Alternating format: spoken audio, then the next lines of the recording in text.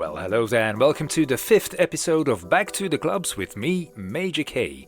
I'm a DJ, producer, and record label boss, and in this series I'm talking to other DJs about their club experiences. What's necessary to get booked in a club? By which other DJs' club set were they blown away?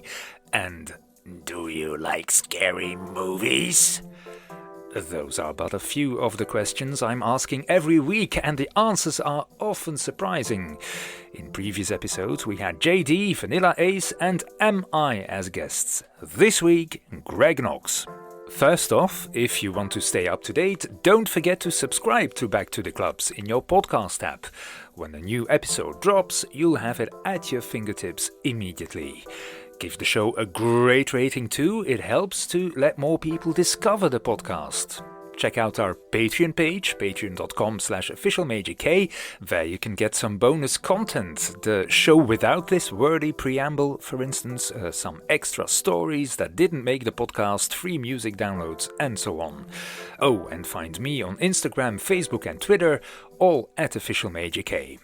Okay, so now Greg NOX. He's a DJ and producer hailing from Italy, but living in London. His first release dates from 2014, and he just released a new EP called Innblaistur. He's one of those guys making his way through the galaxy by working hard, really hard. You'll hear him talk about that in the show. It might result in him playing one of London's biggest clubs. He's really down to earth as well, and we appear to have a lot of common ground. So enjoy the show. Here we go. Back to the Clubs with Major K.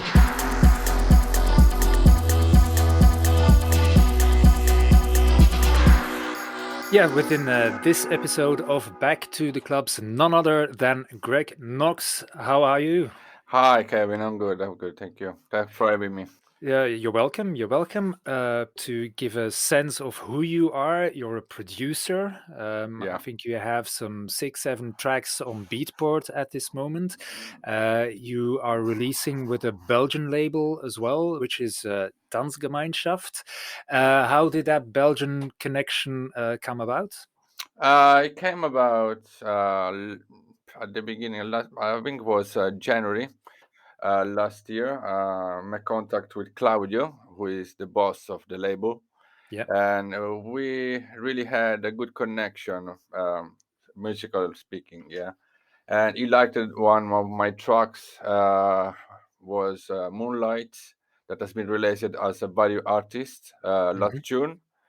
And from there, we started this journey together to release more EPs, and they're already pretty good. I can see from all the stats, that many people like them. So that's always encouraging when you see that a track is on pre-sale and that there's interest for people to already buy the track. Right? Exactly. Yeah.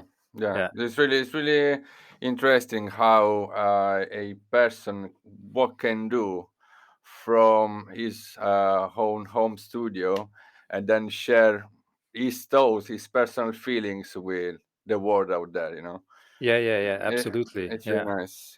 Yeah, it's something that makes you really happy about your own thing, because it's like your daughter, your son, it's like going out and let's see the lights. Yeah, and that people kind of respond to the emotions that you encompass in the songs that are there. Yeah, exactly, right? Because it's something that, making music and is art. And, I come from a family where most of my, my granddad, my uncles, all of them were artists.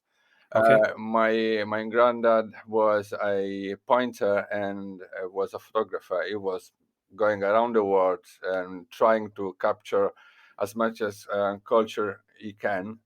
And basically, he gave me that inspiration that whatever I want to do in life has to be something that comes from inside my body. From the heart, as from the heart, exactly. Because all the people will know straight away if it's something that comes from inside or not. Yeah. So you're doing a really good job at this moment. Yeah, and then the connection with Tanzgemeinschaft. I'm a Belgian as well, so I'm really proud about that as well. Thank you. Have you been here before? No, not yet. Not yet. Okay, but that's gonna change perhaps in 2022. Who knows? Who Who knows? knows? Who Yeah. knows? Right. So yeah, producer. That's something we've talked about, but you're a DJ as well, of Yeah. course. Could you lay the land a little bit? Tell people that are listening now whereabouts in the world that you've played. I started in Italy. I'm Italian and come from a little reality in the south of Italy. To be honest with you, Kevin, I started, I was 12 years old. I was a Oh my, yeah. pretty young, yeah, but Mhm. I was really interested in music from a really early stage of my life. Yeah. That brought me to always be curious and experiment with sounds. Of course, before starting producing, I started DJing, and in my small town, really, really small, there were like 10,000 people. And from there, I moved to big clubs, always around there. And the biggest city is Catania, Hmm. where I started playing in front of crowds of around 400, 500 people, and playing records that I was collecting in vinyl shop close to my house. And then from there, the journey brought me to London around 10 years ago. Yeah. Playing here is really, really, it's a big emotion. I think for every DJ in the world that had the opportunity to play in London is really something that touch, Yeah. Yeah. that aspiration that you got. Yeah. So yeah, I had the opportunity to play in several clubs in London. That was the Block in Hackney Wick, Orange Yard. This is a new club that is basically at the heart of London in Hmm. Soho, Hmm. and is they call it like the sister of E1 London. Okay. That Yeah. is pretty famous at the moment. Is Yeah. Yeah. really Yeah. big names are going there, Hmm. and other small clubs around the city.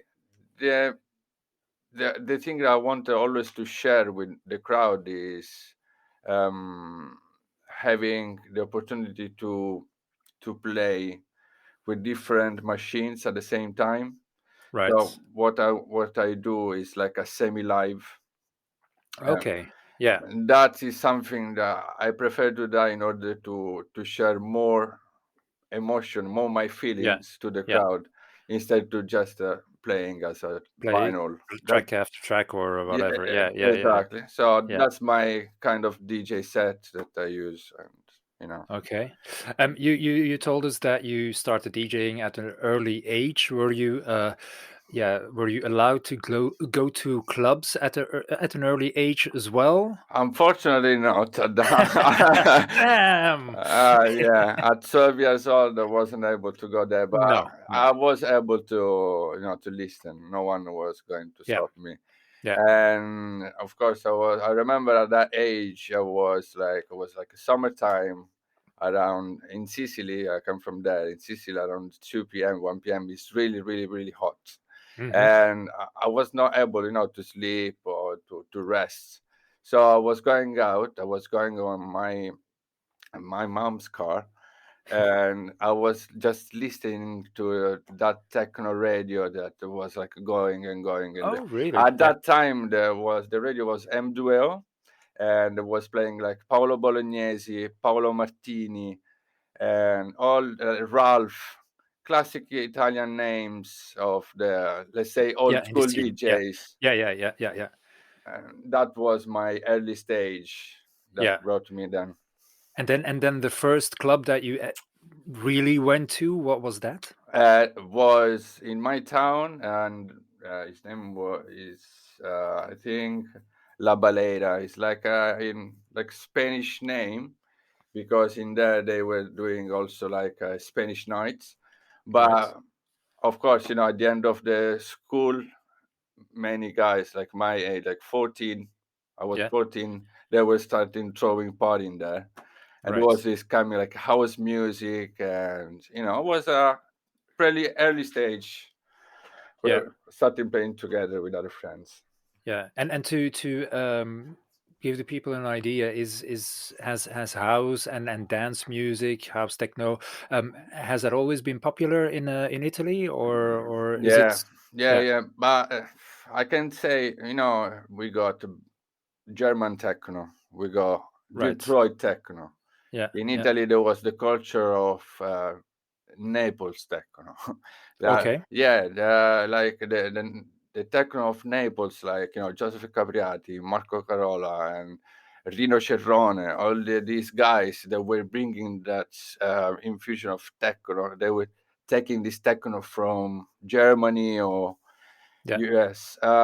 In my town, to be honest with you, there wasn't so much. At that time, it was more house music. It was a mixture of that tech house and classic house. Yeah. But right now, for example, after maybe it was 20 years from those days, now it's really techno.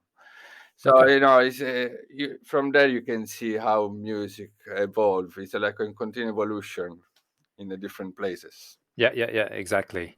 You've talked a little bit what makes you tick during a gig, saying that you want to do a crossover of the live performance and the playing records. Something that can help a lot in creating an atmosphere is the environment, of course, and is the club itself. What Yeah. does a good club need for you to, yeah, have the best time of your life? But first thing first, I think is the sound system. Hmm. It's something that has to be uh, made in a proper way in order that the audience have the best experience possible. Because I'm that kind of person that when I go in a club, if I go to dance somewhere, I want to have that good experience. That at 6 a.m., 7 a.m. when I go out, I said yes, I'm satisfied. If the sound system is not a proper one, I think that the experience is gonna go down. Even Hmm. that the place you can be like on a really beautiful beach where you can see a sunset or sunrise, but if the sound system is bad, you can never have that experience that the DJ want to give you and that you as a listener should have. So Yeah, I think that a club should have really good sound system first, and then we can talk about environment, how it's made, and all yeah. that stuff. But the sound that's really basic. That should be in order. Yeah, Uh, because a club is a club because you can listen music in that, right? Obviously, yeah, yeah, yeah, So yeah. that's my opinion. Yeah, and then of course in the world we got millions and trillions of clubs of every size, and even a room can be a club. But Sure, sure. right, Yeah, but the sound needs to be right. That's for sure. Um, when you were a guest at parties, or when you went to DJ sets, is there one DJ set from another DJ than yourself, of course, that really stands out, that you think, well, what I've experienced there during that set, that really blew me away? yeah, yeah. To be honest with you, yes, there's more than one. I remember about one clearly. It was Dixon playing Fold. It was, I think it was 2 years ago. Hmm. They were throwing this party, Inner Vision party at Fold. It was 24 hours, and he started playing like I maybe it was 24 hours. He started playing the last 3 hours, Hmm. and how I said before, it was also the sound system, because Right. Yeah. because if you are a DJ and you want to show me something, it's from that. It comes from the speakers, right? Yeah. Yeah. And you know how he was playing and the mixture of tracks and the intro as well was something an experience that I still remember nowadays. So Yeah, yeah, yeah. You mentioned that there were perhaps a couple of things that came to mind? What are the others? I was listening to him from the beginning, and at some point I was like really, really emotional, and I had like goosebumps all over my body because that track that he was playing, to be honest with you, I don't remember, but was something that gave me goosebumps all over the back. Yeah. And at that moment I said, you know what you're doing. Yeah, That that became clear. And how did the rest of the audience react in the same way that you did? yeah. It was like an continued emotion. All the people were like really, really was really massive. Yeah. And when you after 24 hours, we went out and said, was a really, really nice experience, because that is what all about. Just because over there you pay money for the entrance, you pay money to take something to drink, but the main thing is to listen what you want to listen, and it was really, really nice. Yeah. Good atmosphere, good people, good music, good DJ, Yes, good sound system, yes, exactly. and that made it a night to remember. Really. Do you have for yourself as a DJ a night to remember? A night perhaps that you think, well, this night as a DJ, my set that I played, well, this was really awesome. This was one of the best things that I did as a DJ. Yeah, it was the Orange Yard around 2 years ago, and it was really massive, that DJ set, because um, as a my choice, I wanted to be half prepared. Mhm. I wanted to show myself as well that the half part of the DJ set was made there and not prepared before. Yeah, And it came up something that, as I said, half live and half not. It's like all the people were reacting really positively. I've got really good memories about that night, and of course, videos, pictures, but it's something that gave me, I think that every DJ or every artist, yeah, in general, when you do something that is accepted by the audience, that give you the power. When you go home, you are ready to start your new journey to create more. That is a DJ set. It can be a track, it can be painting, whatever it is, but it give you power, yeah. and to go forward. Yeah. Because it's a tough world, and it's a competitive world. Yeah, exactly. Dance music scene as an artist and as a DJ as well.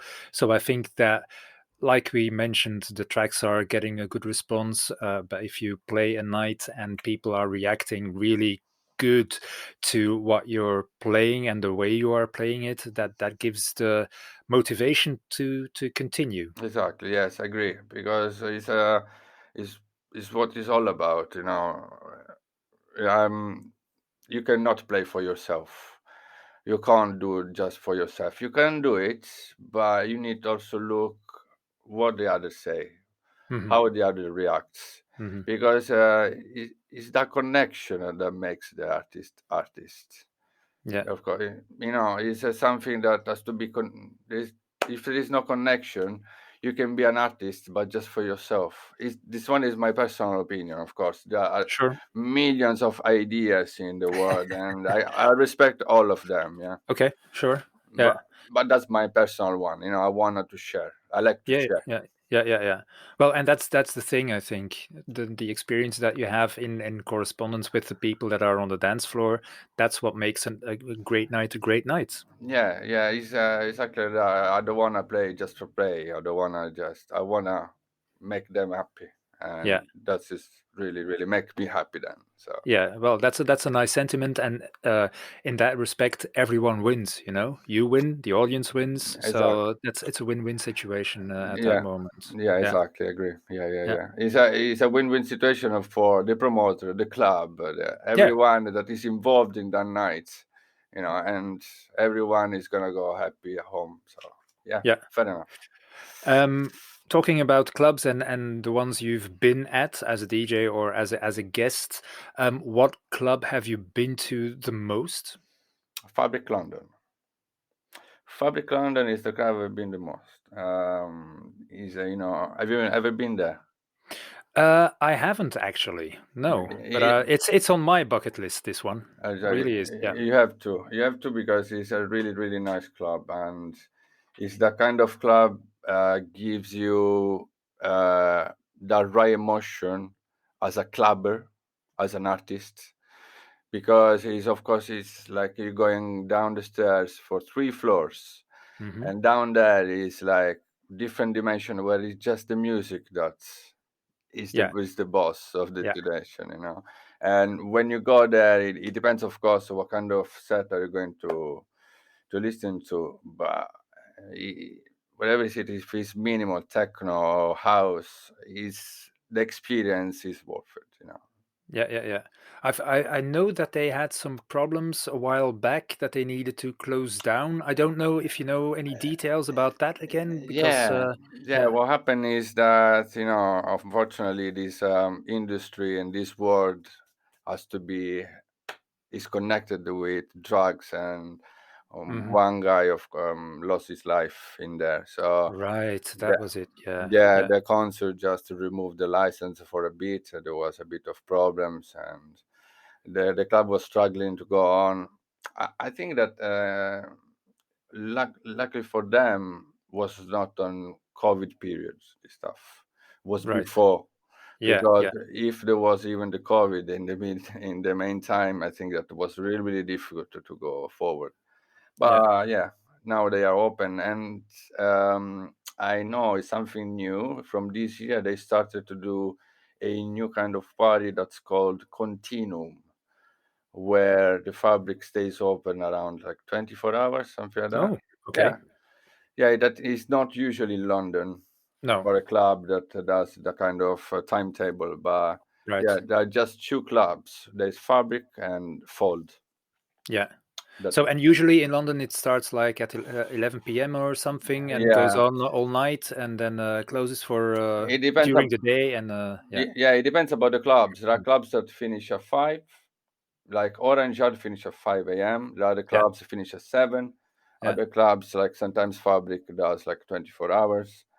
It's not like, I went to Berlin, for example. Over there is the situation is different regarding like, I remember a friend of mine was saying me that he was going to Berghain on Friday. Then he was going out, going back to work, going back to work, and going back to Berghain. It was like yeah. it's something that in London is sometimes it's really difficult to do. At least you can do to illegal rapes. Sure, yeah, I've It's heard about them as well, yeah. that's a different story. Yeah, yeah, that's a different story. Yeah, exactly. Um, yeah, so Fabric is one of the clubs that you admire a little bit. Is there from conversations that you have with other DJs, DJ friends, or whatever? Is there a club that springs to mind as one that you really, yeah, that's really considered to be like the best in the world, or is that not a moniker that you can give to a club? Uh, I can I can definitely say that it's one of the best. Okay, and to be honest with you, I don't have the best one, Mhm. but I've got like a list of clubs that I prefer than others. But I cannot say that there is one particular club that is the best in the world, because I respect all of them, yeah, Mhm. and each club, I, I I respect the culture that is behind it. There is someone that has built that place to make music, to let people have fun, and to have people playing for others. So just this one for me is the best. Yeah, That's my personal opinion. Then of course you can see the most famous club in the world, Fabric London, Fold, or Berghain, or Rex Club in Paris, that and is, yeah, and and, yeah, and so on. But all of them, even the really the small one that we never heard about it, it's already the best one for me, because Yeah. it's where emotion starts, and Sure, and because people do the effort to entertain other people, to give people a good time, and to, yeah, be there in sometimes difficult circumstances, as we have now with exactly. the whole COVID stuff.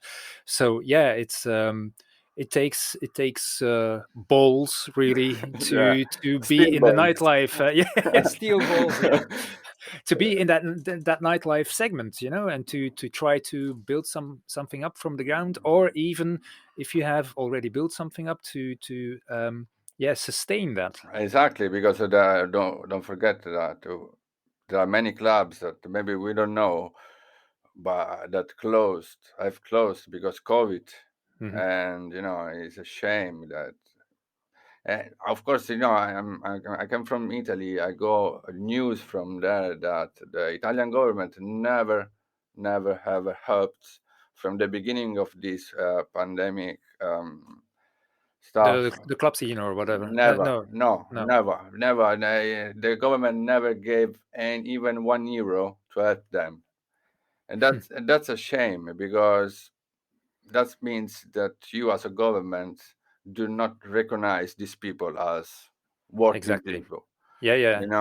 and They don't see it as a valuable asset to the economy of the country, while it is a big industry as well. it's really big. It gives people work. It gives people, the people that are working other jobs, gives them happiness and the necessary energy to continue. Exactly, You know. exactly, exactly. Yeah.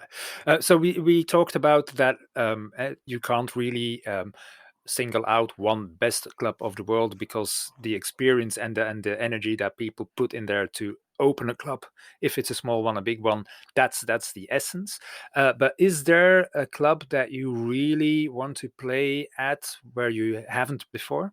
Yeah, Fabric London. Okay, so you've been to Fabric only as a guest, then Yeah, I've you've been. you've never played then. Not Okay. yet, not yet. It's Okay. something that I'm really looking forward to. And Yeah. it's I've been there as a guest, and I've been there even when there was no nights, because I know people that are working there. So, Okay. and when you see the club that is empty, and you go around, you take a mini tour in there, you got that feeling that that is the club, Yeah. that's Yeah. Yeah. Yeah. that's the right place to do the right thing. Yeah, yeah, yeah. So And yeah, so is that something that's possible in the near future, yeah, or yeah, yeah, I've got 2 bookings okay. that I'm waiting for the confirmation about that there. So uh, for Fabric, right? yes, for Fabric, Okay, yes. cool. Congratulations. Thank you. And it's something that are things that are coming up, slowly, slowly. And it's like when you build like a brick wall, Hmm. and you're gonna do brick after brick, a brick after brick. Yeah, it's a really good satisfaction. I've got 2 bookings there, and is they're gonna go with other EP that I'm producing, and they're gonna go out in the near future as well. Yeah. So I So think that's the important thing, I guess, to have like yeah, to show promoters what you're about as a DJ. You kind of need your own music as well to show them, well, not only the mixes, but only the creative aspect of making a new track, having an EP out. That's important too, to get booked. nowadays, yes. I think that in the 80s, 90s, maybe it was not like today. But if we think today, I'm not a veteran, of course, but I know and I got the Yeah. experience to understand that the market is saturated. Hmm. There are too many people trying to take this career, and many of them, unfortunately for them, don't go um, like don't take it as a real job, but they do like as a hobby. Right. Yeah. But there are Hmm. not too many that really stays there and keep pushing, pushing, pushing until when they go really, really the bookings around the world. But the bookings around the world come with your music. Mhm. Nowadays, if there is no production, there is nothing. I mean, you can have bookings if you're lucky enough to have bookings as a DJ, but I think that you're gonna be always local. Yeah. It's really difficult to go overseas if you don't make your own production. What is nowadays the most important thing is that the people must hear your own sound. Mhm. That's the most important thing, your own sound. That's what I'm trying to do. That's what even the big names have did it and are trying always nowadays, step by step, to do it. Yeah. Yeah, and that's the thing that people often don't see, that to get somewhere in this business, that there's like this, yeah, years of preparation, years of hard work Yeah. gone before you can, as you said, hopefully those two bookings in Fabric will materialize and really be a thing. But before you're at that level, you need to have put in so many hours, so many hard work before you can get there, right? My personal schedule, Kevin. I still work in a different workplace. I'm not music full time, Hmm. but what I do, I wake up 4 in the morning, go to work, finish work at 1 p.m., go back to the studio until 9 p.m. Every Right. day, every Every day, day. every Yeah. day, 7 to 7, every day. My afternoon shift is in this room every Right. day. I don't Yeah. have any. There's no chance that I don't do that. If there's any chance, of course, sometimes it can happen that I go out with my girlfriend or with my friends, Hmm. and of course, it has to happen because I cannot be focused only on this thing. Hmm. Because, in my opinion, every person in this world has to be balanced in their Sure. own life. Yeah. Hmm. So I do this, of course, because it's something that I like. It's something that doesn't make me feel unhappy. I'm happy to be here, but I have to balance it because it's also a mindset. When I go out, when I do I trip, I went to Portugal, for example. That's my last EP. It went out from my trip in Portugal. Oh, Uh, really? yeah, I went there. I was going around in south of Portugal with my girlfriend. There was this really beautiful connection with nature, and I know it's like that gave me inspiration to do these two tracks, and it went out. It's something that's to be I always had balance. I, Yeah. so yeah, it's something that always bring you to have your own sound. Yeah. Yeah. So That's it. that's really important, and an important message to aspiring DJs as well, that yeah, they have to put in the work, and may not think that from zero to superstar, that arrives in just one go. It's No, a no, lot no, of time absolutely goes not. over that. Yeah, Yeah, lots of exactly. time. Yeah. Yeah, it's really, really. Sometimes it's heavy. Sometimes you can tell it's a bit frustrating because But what I'm thinking nowadays is to be calm, to work on my sound, because that's what matter. Yeah. Just to sit here and work with scenes. I've got scenes here and never stop, never. Never stop. Exactly. And that brings you hopefully to two gigs at Fabric in London. Are there other places that people can catch you in the near future? For to be honest with you, I've got these two bookings, Fabric and other bookings, always in London, Hmm. around Orange Yard and in other clubs in East London. For now, I am local here, Sure. but for my own music, they can have it like all over the world because it's going out on the all digital platform, Yeah. and hopefully they're gonna hear more about me in the near future. Well, I really hope so too. And of course, they can always check the notes that accompany this podcast. We will put in the links to Greg Knox's social media pages, and the Beatport page and the Spotify page, and all the things where you can find what Greg Knox is doing and when he is doing that. Thank you. That's the deal. thanks so much for being here. Thanks for your insights Thank you. and thanks for being an inspiring guest. Thank you so much. It was a real pleasure to be here with you, Kevin. Told you at the beginning, Greg Knox is a hard-working lad with a lot of ambition, but taking it one step at a time. All links to Greg Knox's socials you can find in the show description. There's also one to our Patreon page, patreon.com/officialmajork, where you can support the show and get some extra content. You can help out following and rating the show in your podcast app, and do share it on your socials with your friends. Speaking about socials, you can find me as @officialmajork on Instagram, Facebook and Twitter. Next week I have DJ Licious as a guest. His Hope has been one of the hits of the pandemic here in Belgium and in Europe. Surely looking forward to that chat. So see you next time and enjoy the sunshine. Bye bye. Back to the clubs with Major K.